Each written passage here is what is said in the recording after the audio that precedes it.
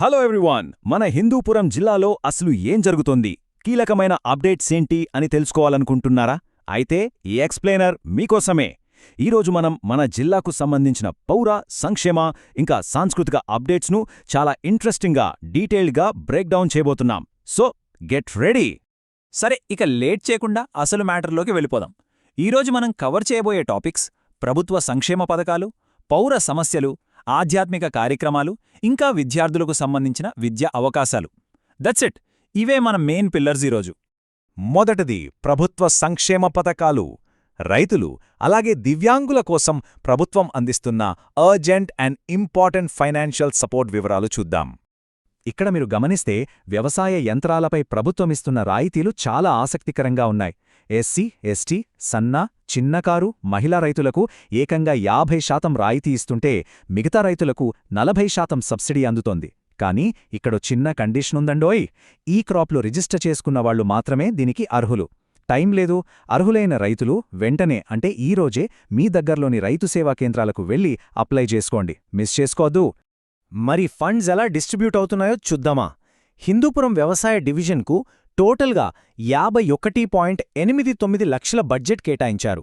దీంట్లో లేపాక్షికి 9.40 లక్షలు, చిలమత్తూరుకు 8.36 లక్షలు వెళుతుంటే హయ్యెస్ట్ అమౌంట్ అంటే 12.25 లక్షలు మన హిందూపురానికే వస్తుంది. ఈ ఫండ్స్తో తైవాన్ స్ప్రేయర్లు, రోటావేటర్లు లాంటివి సబ్సిడీపై అందిస్తున్నారు. రైతుల పెట్టుబడి భారం తగ్గించడానికి ఇది నిజంగా ఒక గొప్ప స్టెప్ అని చెప్పాలి.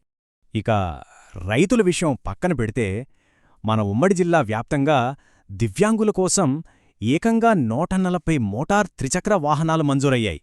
అది కూడా 100% సబ్సిడీతో, అంటే ఫ్రీ అన్నమాట. అయితే ఇక్కడ ఒక ఇంట్రెస్టింగ్ క్వశ్చన్: ఈ ఉచిత వాహనాలకు నిజమైన అర్హులు ఎవరు? సో అసలు పాయింట్ ఏంటంటే, ఇక్కడ కొన్ని స్ట్రిక్ట్ రూల్స్ ఉన్నాయి. సదరం సర్టిఫికేట్లో ఖచ్చితంగా 70% వైకల్యం ఉండాలి.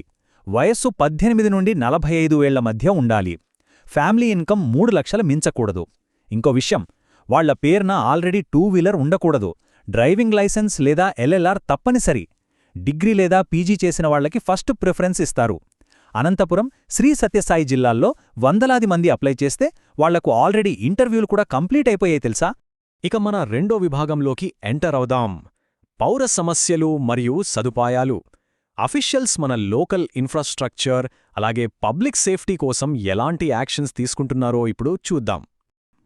సరే, ఇదంతా ఒకెత్తైతే ఇప్పుడు ఒక పాజిటివ్ అండ్ ఫిట్నెస్ అప్డేట్ చూద్దాం. మన టౌన్లో జనం కోసం ఏకంగా ఓపెన్ జిమ్లొచ్చేశాయి. అమృత్ స్కీమ్ కింద housing board, Indira park, DR colony, DB కాలనీలో ఇవి ఓపెన్ చేశారు. Twister, air walker, leg press, ఇలా రకరకాల ఎక్విప్మెంట్స్ ఉన్నాయి. అది పూర్తిగా ఉచితం. ఇంకేముంది, పొద్దున్నే లేచి ఒక రౌండ్ వేయడమే. నెక్స్ట్, మూడవ విభాగం ఆధ్యాత్మిక కార్యక్రమాలు, నివాళులు.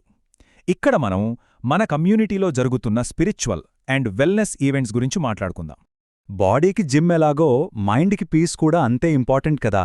అందుకే ఇందిరమ్మ కాలనీలోని లోటస్ ఇంగ్లీష్ మీడియం స్కూల్లో ఆర్ట్ ఆఫ్ లివింగ్ వాళ్లు హ్యాపీనెస్ ప్రోగ్రాం కండక్ట్ చేస్తున్నారు. సీనియర్ యోగా ఇన్స్ట్రక్టర్ శ్రీనివాసరెడ్డి గారు దీనికి గైడ్ చేస్తారు. మే 28 నుంచి 31 వరకు 2 బ్యాచెస్ ఉంటాయి. ఉదయం 5 నుంచి 7:30 వరకు ఒకటి, మళ్ళీ సాయంత్రం 6 నుండి 8:30 వరకు ఇంకొకటి. అండ్ ఇది మన లోకల్ కల్చర్ను భలే అద్భుతంగా రిప్రజెంట్ చేస్తుందండి. మన ప్రాంతంలో టెంపుల్ ఫెస్టివల్స్ ఒక రేంజ్లో జరుగుతున్నాయి. బోయపేటలో మూలకమ్రమ్మ జాతర చూస్తే కుంకుమార్చన, నగరోత్సవాలతో ఆ ఏరియా అంతా కళకళలాడిపోయింది. అటు కోటూరులో వన్నెమ్మ అమ్మవారి జ్యోతుల ఉత్సవం కూడా చాలా గ్రాండ్గా జరిగింది. ఆడపడుచులు నెత్తిన దీపాలు పెట్టుకొని ఊరేగింపుగా వెళ్లడం చూడటానికి 2 కళ్ళూ చాలవంటే నమ్మండి.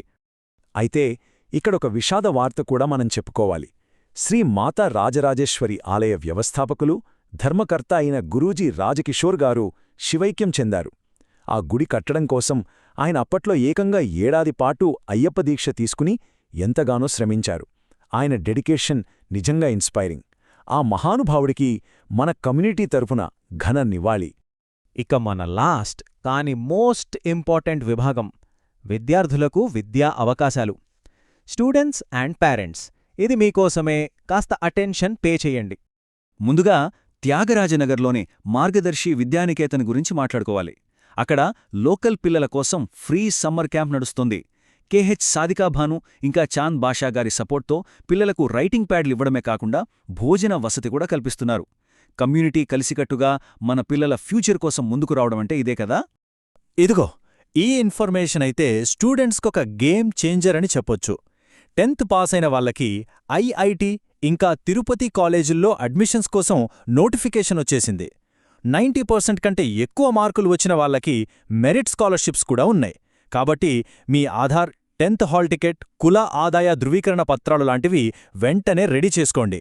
హిందూపురంలోని జెమినీ ఇంటర్నెట్లో డైరెక్ట్గా అప్లై చేసుకోవచ్చు. డెడ్లైన్ దాటేదాకా వెయిట్ చేయకండి ప్లీజ్. సో ఇన్ని అవకాశాలు మన ముందే ఉన్నాయి కదా.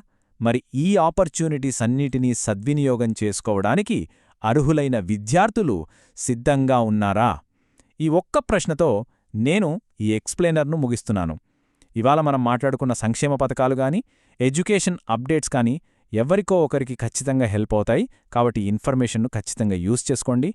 మరో ఆసక్తికరమైన అప్డేట్తో మళ్ళీ కలుద్దాం. Take care.